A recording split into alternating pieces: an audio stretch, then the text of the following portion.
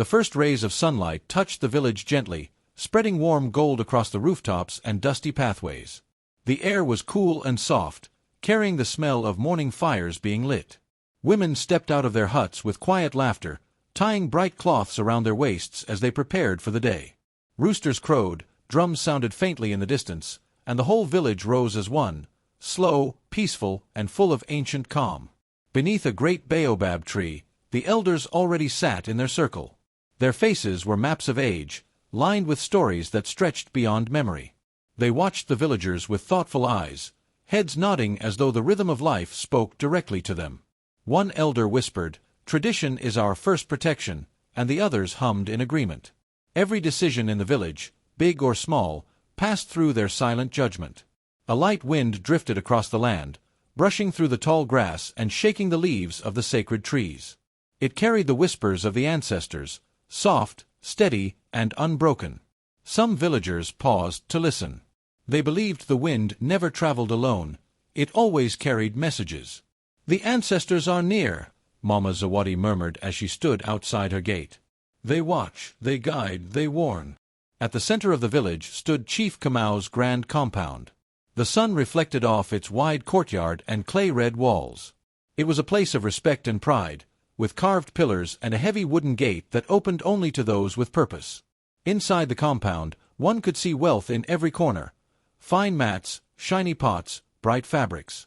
Yet, despite its grand look, the home followed strict old ways.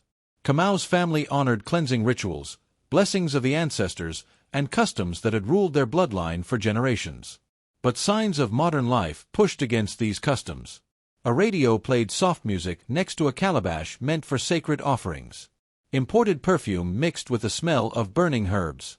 Workers used metal tools while elders insisted on traditional ones. The clash between old and new was clear, quiet, but present. Still, one law stood stronger than all others. Loyalty within the household remained unbroken and unquestioned. Every member knew this rule, and no one dared to test it. Amina, the heart of the home, moved quietly through the compound. Her steps were gentle, but each one carried grace and strength. She greeted the workers with a warm nod and arranged the morning food with practiced hands. Though she rarely raised her voice, everyone respected her. Her calm presence held the household together more firmly than any wall. People often said, "Amina is like a calm river. You don't see her depth until the storm tests her." She was raised in a respected family known for discipline and humility. From her mother, she learned patience. From her father, she learned dignity. And from life, she learned that wisdom often speaks softest. Chief Kamau, her husband, was respected for his leadership and wealth. Villagers greeted him with pride whenever he walked through the market. But inside him lived a weakness, one that grew whenever he heard flattery or praise. He struggled to balance his responsibilities with the temptations that followed him like shadows. Many said quietly, "Power is strong, but desire is stronger if a man is not careful." Nalia arrived at the compound as a new maid, young, beautiful, and carrying an innocence that fooled many. But her eyes told another story. Behind her soft smile was ambition, sharp and hungry. She watched everything closely, measuring what she wanted and how to reach it. Some villagers admired her charm, others sensed the danger hiding under her sweetness. Only Mama Zawadi understood immediately. She stood by her fence, leaning on her stick as Nalia walked past. She murmured, narrowing her eyes. "Pretty flowers grow fast, but some hide thorns." Mama Zawadi had lived long enough to recognize trouble before it took shape. The elders, watching from the baobab tree, continued to protect the village's values. They were guardians of justice, making sure no family drifted too far from the path of harmony. They believed every home's peace affected the entire village, and they were ready to step in when shadows began to grow. And though morning light filled the village with warmth, a quiet tension lay hidden beneath the calm, a tension waiting for its moment to rise. The evenings began to stretch longer than they used to. Amina sat by the doorway of her hut, her hands busy with weaving, but her heart far from calm. Each night, Kamau returned later than the last. His footsteps, once steady and warm, now carried a strange distance. Amina felt a shadow moving into her home, silent but heavy, like a snake slipping through dry grass. Her spirit whispered warnings, but she swallowed them, choosing patience over fear. In the bustling marketplace, the women gathered around baskets of yam, cassava, and spices. Their voices lowered as Amina walked by. "Have you seen how Nalia carries herself these days?" one woman murmured. Another leaned in, replying, "Too bold for a maid. Too confident for someone in her position." The words curled through the air like smoke from a cooking fire, thin but impossible to ignore. Though Amina pretended not to hear, the whispers followed her all the way home. Back in the compound, Nalia began moving with a new kind of confidence. She draped herself in fabrics similar to Amina's favorite cloths, the ones with soft earth tones and delicate patterns. She wore the same coconut oil perfume Amina used, leaving a trail of sweetness wherever she walked. The servants noticed first. "Why is she dressing like the mistress?" one whispered. "Who gave her permission?" another asked. But Nalia only smiled, glancing at her reflection in brass plates, practicing Amina's calm expressions like a performer learning her role. Amina watched quietly, her heart tightening like a rope pulled too hard. She greeted Nalia with grace, offered soft words, and held her pain deep inside. Her smile stayed steady, but her eyes carried storms the world could not see. Even the sky seemed to sense her burden. Dark clouds gathered over the village, rolling together as if preparing to break. Thunder growled in the distance, a warning from the ancestors that something sacred was being disturbed. One morning, as Amina reached for a clay pot to fetch water, she noticed a thin crack running down its side. It had been perfect the day before. She touched it gently, feeling the weakness beneath her fingertips. "Even the strongest pot breaks when pressure becomes too much," she murmured. The cracked pot sat before her, mirroring the crack forming in her home, a silent sign that trust, once broken, was hard to mend. Meanwhile, Nalia's influence grew bolder with each passing day. She approached Kamau with honeyed words, praising his strength, his wisdom, his leadership. "Chief, your voice carries more power than the drums of the festival," she would say, her tone dripping with admiration. Kamau, blinded by flattery, allowed himself to drift closer to her. He began to forget the teachings of his ancestors, teachings that once guided him like a compass. Traditions slowly faded from his grasp, replaced by dangerous temptation. Servants walked through the compound with their heads lowered, sensing the spirit of the household changing. The air felt heavier, as if old values were slipping between Kamau's fingers like dry grain. The drums of the village sounded distant, muted by the tension settling over the home. Even the birds seemed quieter, their songs cautious and uncertain. Word of the unfolding drama reached the marketplace. "Have you heard?" a trader whispered as she arranged plantains. "Chief Kamau has lost his way." Another replied, shaking her head, "It is Amina I pity. Her heart must be heavy." Rumors spread like wildfire, leaping from stall to stall, staining Amina's respected family name with shame. Her relatives, known for their dignity and honor, felt the sting of these stories. How could this happen in her household? They wondered aloud.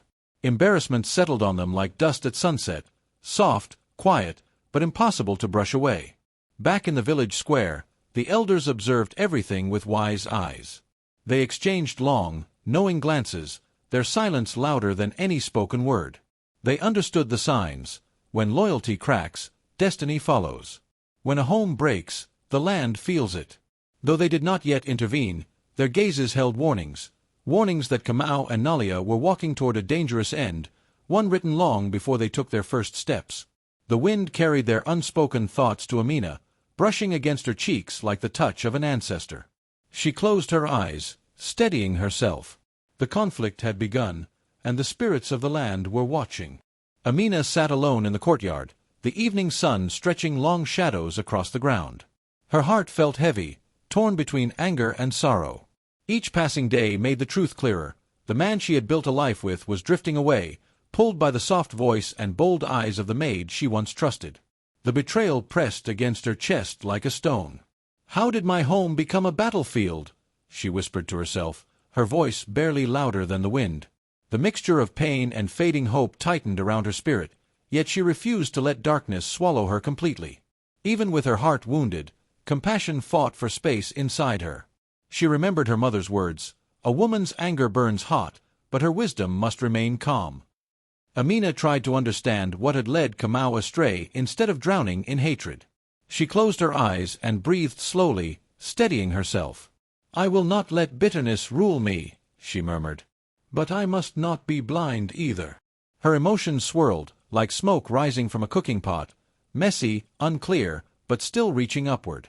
As the weight inside her grew too heavy, her feet carried her toward the riverbank, the sacred place where generations of women had sought peace. The path was quiet, lined with tall grass swaying as though greeting her. The river glowed under the setting sun, its gentle ripples whispering ancient secrets. She stood at the edge, feeling the cool breeze brush her cheeks. "Ancestors," she said softly, "I come to cleanse my heart.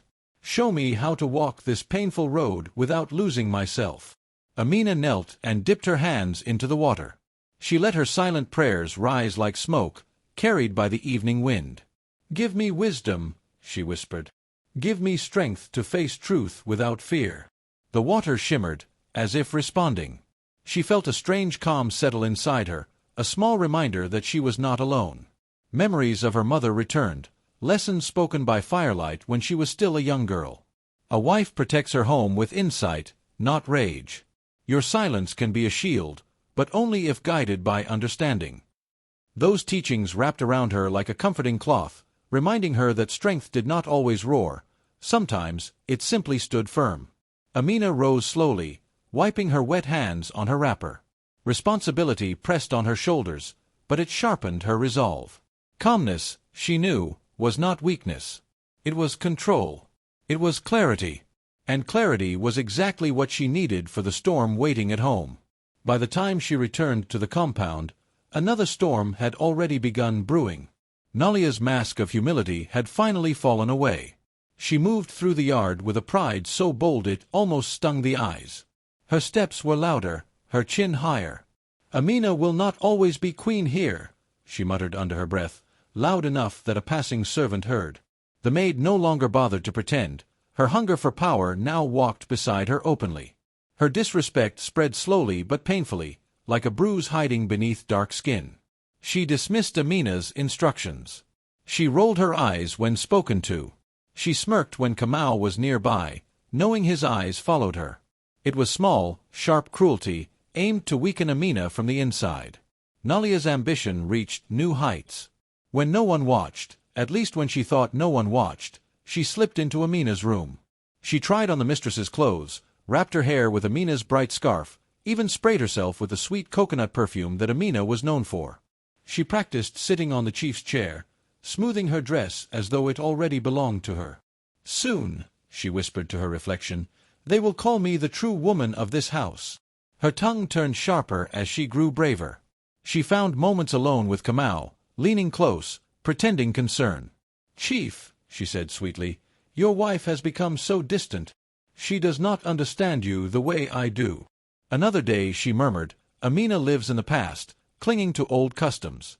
You deserve someone lively, someone modern." Her words dripped into his ears like poison, slow but deadly. Kamau, blinded by flattery, began to listen. He ignored the quiet loyalty Amina had shown for years. He forgot her sacrifices, her patience, her wisdom. The more Nalia praised him, the more he drifted into foolishness. He walked past Amina without noticing her tired eyes. He brushed off her attempts to speak. To him, she started becoming invisible. Amina watched from a distance, her heart aching but her spirit steadying. She had sought clarity, and now she saw everything clearly. The storm inside the household had grown, and the time for silence was drawing to an end. The women in the marketplace shook their heads as they whispered among themselves, voices low but firm, carrying the weight of judgment and truth. "Chief Kamau forgets his duties," one muttered, her eyes narrowing. "And his wife, she suffers in silence while others plot." Another added, "A home cannot thrive when desire blinds the head of the household. The ancestors do not favor such folly." Each word spread like ripples in water, carrying stories of shame and concern through the village lanes. High beneath the old baobab, the elders exchanged glances, their faces etched with experience and worry. Their eyes, sharp as hawks, read the signs that the household center was wobbling. "A house divided will invite misfortune," murmured one, fingers tracing the sacred patterns carved into the tree. Without balance, chaos grows where love should rule. Their whispers were heavy with warning, a reminder that time honored the steady and the wise, not the distracted or the vain. Mama Zawadi leaned against the fence of Kamau's compound, her gaze steady and unwavering. She noticed the subtle shifts in Amina's demeanor, the quiet tightening of her jaw, the measured steps through the courtyard, and the careful avoidance of confrontation. At the same time, she observed Nalia's restless energy, a shadow growing too large for her youth. "The air itself has changed," she murmured. "The wind carries more than dust, it carries intention." Later, as Amina sat under the shade of a small fig tree, Zawadi approached her softly. "Remember, my child," she whispered, placing a gnarled hand on Amina's shoulder, "silence is a weapon only when guided by truth. Speak with wisdom, act with care, and the hidden snares will reveal themselves." Her words wrapped around Amina like a cloak, both protective and instructive. All across the village, an almost imperceptible tension wove itself through the streets and fields. The air felt charged, as if a storm were brewing in the distance, its shape unknown but its presence certain. Mothers hushed children, men glanced over shoulders, and the market seemed quieter, heavier with anticipation. Something was coming, and all could feel it. Amina chose not to confront yet. She sat quietly, observing every step, every glance, and every whispered word. She noted when Nalia disappeared from the compound, the slight faltering in Kamau's posture when Nalia drew near, and the moments of weakness he failed to hide. Each observation was a seed in Amina's mind, planted carefully for the right season. Returning to Zawadi, she sought counsel once more. The elder's eyes twinkled with knowing. "The careless are caught in their own footsteps, my child," Zawadi said softly. "Those who rush without thought fall into the snares they ignore." Amina nodded, absorbing each syllable, letting patience and strategy build a quiet power within her. By the next morning, her resolve had hardened like clay baked in the sun. She would wait. She would watch. And when the time came, the truth would rise like the sun over the village, unstoppable and clear. Her heart, once heavy with sorrow, now carried the quiet fire of purpose, patient but unyielding. Amina moved through the silent corridors of the compound, each step measured, each breath steady, though her heart drummed a quiet rhythm of warning.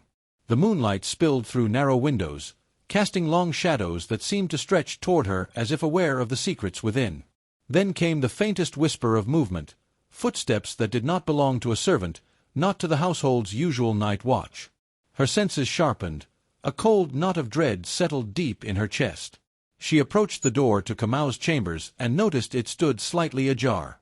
A warm, golden light seeped through the gap, and hushed voices drifted on the air. Her name was unspoken, yet the room seemed to speak volumes. Through the sliver of space, she glimpsed Nalia, leaning closer to Kamau than propriety allowed. Every rumor, every whisper she had endured now revealed itself plainly, as merciless as the midday sun. Her chest tightened, a pain that could have cried aloud, but Amina remained still. Not a single word escaped her lips, no accusation, no scolding, no tear fell. Her heart ached, but she did not waver.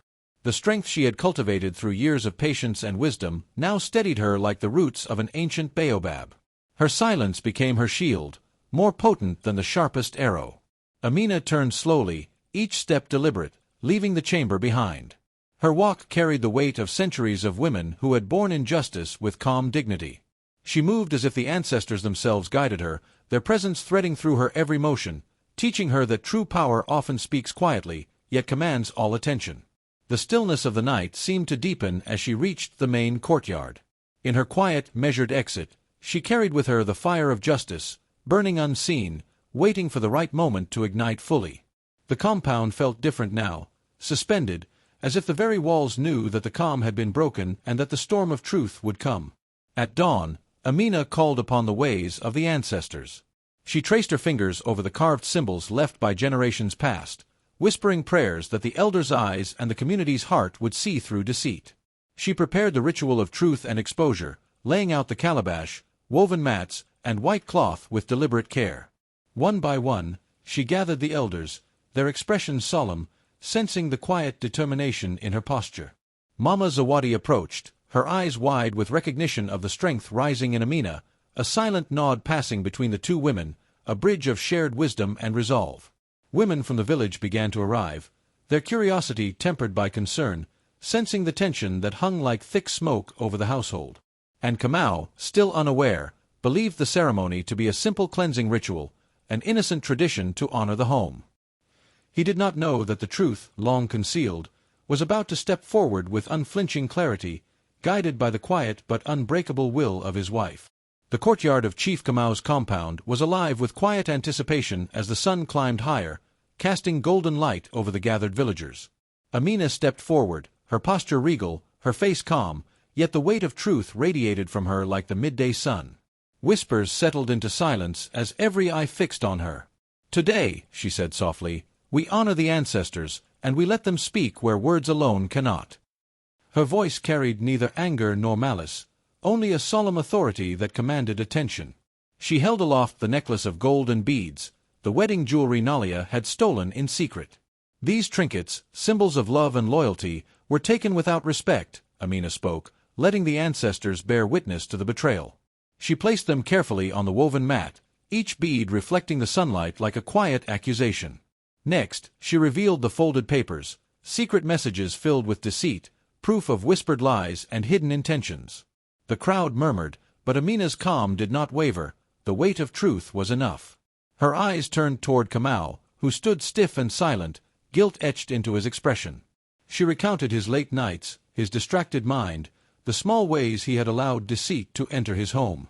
"The household suffers when attention is stolen," she said, letting the words hang, unsharpened, yet piercing through the quiet. She stepped back, her hands empty, her spirit unbroken. The ancestors, she believed, would judge with clarity where human hearts wavered. The elders moved with measured grace, spreading the woven mat at the center, a symbol of unity and truth. A calabash of clean water was placed carefully, its surface shimmering, reflecting both sun and shadow. A white cloth was raised, calling for purity, signaling to the spirits that this was no ordinary gathering, but a sacred test of character. One by one, household members stepped forward, palms hovering over the calabash, hearts exposed under the watchful eyes of their community. Villagers held their breath. Even the wind seemed to pause in anticipation. When Nalia approached, her steps were confident, but her eyes flickered with fear. She reached toward the calabash, and with a sharp crack, it split, water spilling like a silent scream across the mat. Gasps rose from the crowd, and the elders shook their heads knowingly. Nalia's face crumpled, the mask of arrogance fell, revealing the fear she had tried to hide. Tears streamed as she confessed, her voice trembling, "I wanted wealth, I envied her patience, I thought no one would see." Amina remained silent, her eyes steady, the calm in her gaze more severe than any words. The courtyard held its breath, the ancestors' judgment complete, and the lesson clear. Greed, envy, and deception cannot stand before wisdom and patience. In that silence, justice was delivered, sharp and unyielding, as enduring as the earth beneath their feet. The elders' voices rose in solemn condemnation, steady and heavy with centuries of wisdom. "Kamau," one elder said, his eyes narrowing like hawks upon the foolish, "you have allowed desire to blind your heart and neglect your home. A man who abandons duty for fleeting pleasure brings ruin upon himself and his family." The words rippled through the courtyard, unyielding as the ancient baobab trees surrounding them. Kamau's shoulders slumped, the weight of his failings pressing down with every syllable. Another elder stepped forward, his voice a low warning that cut like the wind across the plains. "Desire without wisdom is a fire that consumes even the proudest hut. You have fed it while ignoring the hearth that nourishes your soul." The villagers murmured, their gazes heavy, watching as the man they had admired for strength and wealth now trembled beneath the authority of tradition. Kamau sank to his knees in the dust, hands pressed to the warm earth, eyes lowered in shame. I have failed," he whispered, voice cracking, the pride of a lifetime melting like morning dew. The community, once dazzled by his power, now saw a man stripped bare, humbled by truth and consequence. Amina stood a few steps away, her calm unshaken, the strength in her silence shining brighter than any accusation. Her gaze did not waver as the lessons of patience and wisdom she had carried through years manifested in this moment. The pride that had once blinded Kamau now met the quiet, steady light of Amina's dignity. Turning toward Nalia, Amina's voice was soft but resolute. "Your path brings storms, Nalia. Return to your village, and carry the shame of your deeds. Nalia's face paled, lips quivering, the weight of exposure bending her proud stance into submission. Amina's warning echoed like the drumbeats of old, the storms follow the choices one makes. The crowd understood, strength need not roar to command respect, it could dwell quietly, like a river carving stone over time. Kamau, still kneeling, bowed his head toward Amina. He felt the quiet power in her eyes, the calm that demanded reverence. "I see now," he said, voice low, "your silence was never weakness. It is a shield, a lesson, a force I ignored. I will seek the cleansing rituals, offer my apologies, and restore what I have broken." Amina nodded, accepting his words, yet firm. "Trust must be earned, Kamau, as it has been taught through generations. Honor your home, honor our ancestors, and your path may yet be righted." Kamau rose slowly, a vow forming in his heart, to honor tradition, his household, and the wisdom that had saved them all from ruin. The community watched, witnessing that redemption and justice could walk hand in hand, guided by patience, humility, and the strength of a wise heart. The morning sun poured its golden light over Chief Kamau's compound, casting long shadows that had once felt heavy with tension. Now, the air was gentle and still, carrying the soft laughter of children as they ran through the courtyards. The household moved with quiet purpose, each member attending their duties. The unrest of the past weeks finally settled like dust after the rain. Peace had returned, not as a fragile truce, but as a steady current flowing through every corner of the home. Villagers began to gather outside the gates, nodding and murmuring their admiration. "Amina," whispered one woman, her voice filled with awe. She faced storms and walked with calm, yet struck with wisdom. "How does one hold such strength quietly?" Others echoed her sentiment, praising not only her endurance but the dignity with which she carried herself. Mothers pointed to their daughters, young wives bowed in respect, and even men acknowledged the lessons that Amina's restraint had taught them. The elders, seated beneath the ancient baobab trees, exchanged satisfied glances. "Let all see," one said, "that restraint tempered with intelligence is stronger than rage. Let Amina's conduct be the measure for all households in our village." Their words spread like ripples across the gathering, a reminder that honor and tradition endured through those who wielded them wisely. Mama Zawadi approached the younger wives, her voice soft but firm. "Remember this, children, a quiet woman is not weak. Her silence shields her mind and sharpens her judgment. She waits for the moment when truth must rise, and when it does, even the mightiest deception falls." The women nodded, eyes wide, absorbing the lesson as if tasting its weight for the first time. Amina walked among them, unassuming yet radiant, her presence a living testament to the power of patience and insight. Her name carried meaning now beyond her household. It was a symbol of dignity, of measured strength, of a life guided by wisdom. Whispers of the moral drifted through the village. Betrayal, they said, could fracture hearts and homes, but wisdom could heal the deepest wounds. Tradition, honored with care, safeguarded the family and the community. Jealousy and greed would always meet their reckoning, yet patience and intelligence brought justice that was lasting and true. The villagers held these lessons close, knowing that the stories of Amina's courage would be told for generations, a living thread of guidance woven into the fabric of their lives.